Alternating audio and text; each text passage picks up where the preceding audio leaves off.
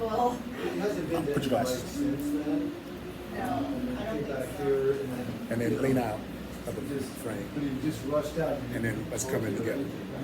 No, he like rushed out and T-Roy was like, What's up, everybody? Welcome to the Comedy Chateau.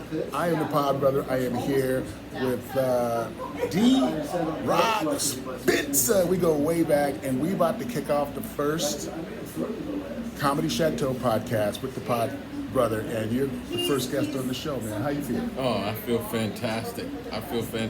Man. It's a great time to be alive, and a great time not to be in Ukraine. No doubt. Of all the places not to be. Where you going? I'm going to Walmart Square in Ukraine. I bet the starving kids in Africa be like, man, fuck Ukraine. Ukraine. They like, we got it good. we got flies, but we ain't got that. We ain't got that Russian. Right. So it's been like 15 years since the last time I saw you. Right. Yeah. Well, not since the last time we saw, but when we worked together. Yeah, when we worked together. Yeah, right. Mm-hmm. So it's good to see you again, man. Thank you. What you been up to since then? Like filling the gap. Yeah, well, I took a little dip in my career because I had a tragedy, so it actually took me almost 10 years to find my funny again, to feel funny. You know what I mean? So, but I'm back with a vengeance, and this is what I love, man. This is what we do. Yeah. You know what I mean? So I missed it, but everybody deals with things in a different way, and you know. And not that I wasn't doing comedy, but I wasn't being funny. Right. Well, I'm sorry for your loss, man. Well, life happens. Yeah, it does. And death comes with life. Well, I'm putting together, since the last time we worked together, a documentary film about my comedy career, and a big, huge chapter of that is all of those years on the Queen Mary. Oh, man.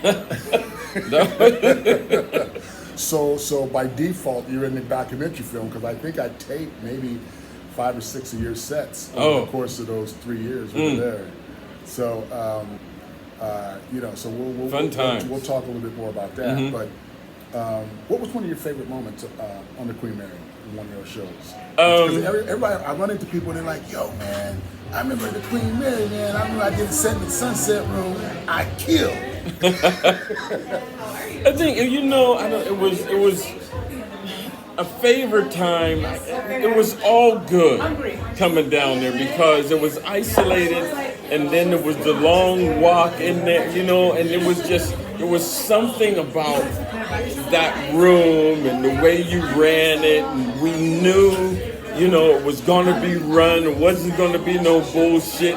And you had that big ass fucking traffic light, the biggest light I've ever seen, which said, "Motherfucker, you gonna get off my stage?" I stole that from the intersection of Ocean and 19. I think each time that I went, it was really good. There was no real special time except for maybe when the room was more full than other times, but they were all special, Even when you changed rooms and went to the other side, it was all special, man.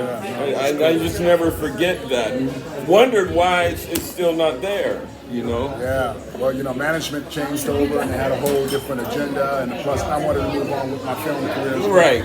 So we all had our own, next level up. But we're here at the Chateau. Yeah. So what do you think about this place, and what are your plans for resurrecting your comedy club into a whole new spot?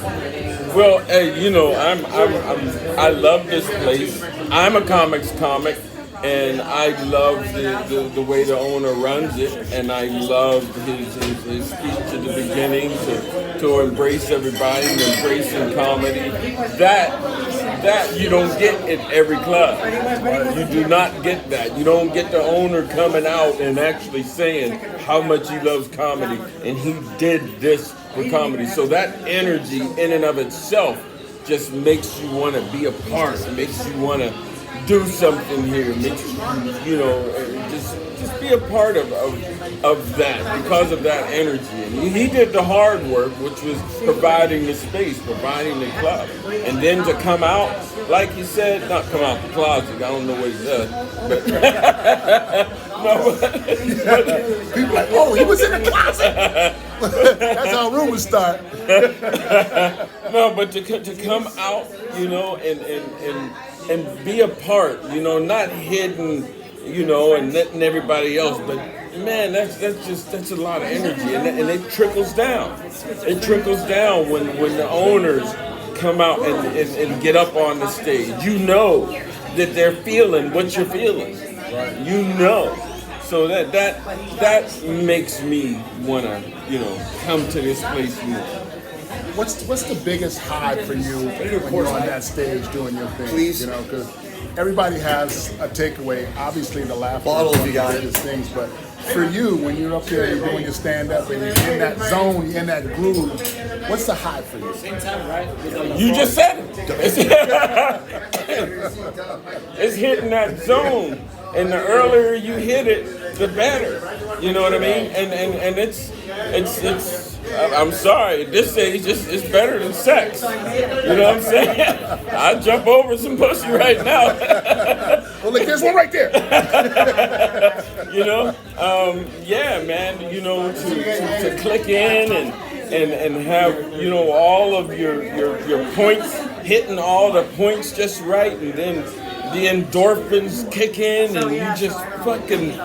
There's nothing better and more fulfilling to me, and I'm sure a lot of other comics feel this way, than to be your jokes to be hitting and watching people laugh, especially if you can make a room full of comics laugh. Right. You know that the shit's cakewalk when you get you get a civilian on it. You get a civilian. You know you're crushing it. Right. You know it. It's easy. It's like stealing. Awesome. You know.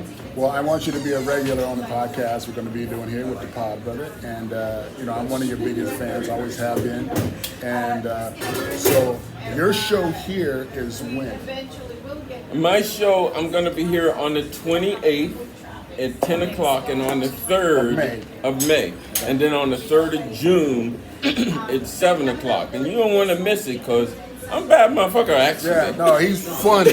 Like, he put the F in funny. You know, real talk, man. He put the U in funny. He me. Yeah, no, I love this stuff, and I do this, man. So you know, don't sleep on me. Not now. I'm awoke now. I'm gonna come down and check it out, man. I'm awoke now. Yeah. I'm gonna be here on next Friday, which is May the 20th, the 10 o'clock show.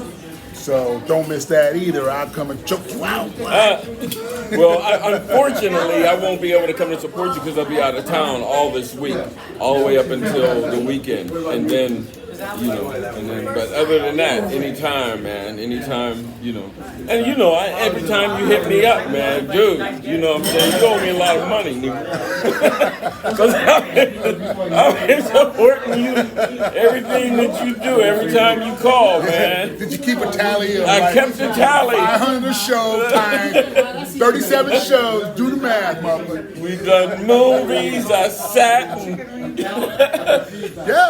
we did 48 hours. 48 hours. Ate that weak ass catering and that cold ass chicken and shit. You know, I sat through all that shit. You do. You got equity. God damn it. Equity. Yeah. In the Kimbrough comedy estate.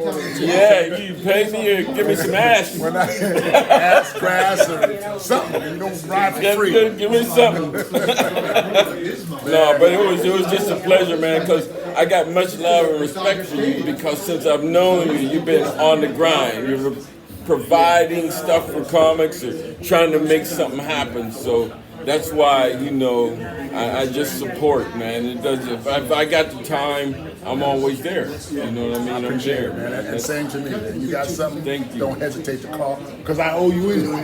Yeah. I owe you about 30 calls. You ain't used one of them yet, man. You got to capitalize. You know, I'm growing some cotton in the backyard. You know what I mean? It can't pick itself. So how much cotton I gotta pick to make up for all them calls? Let's get the formula. Let's do the math. Because I want to get through this as quick as possible.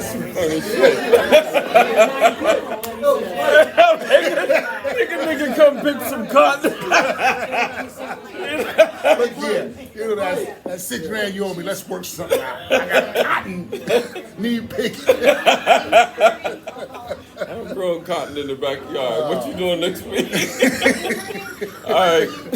All right, so don't forget, you can catch my man D-Rod here at the Comedy Chateau, and you can catch me here too, and the PodBrother here at the Chateau podcast is going to be a blast. Do not miss it. We're going to give away free tickets. We're going to give away drinks. We're going to give away, some passes to go pick some cotton.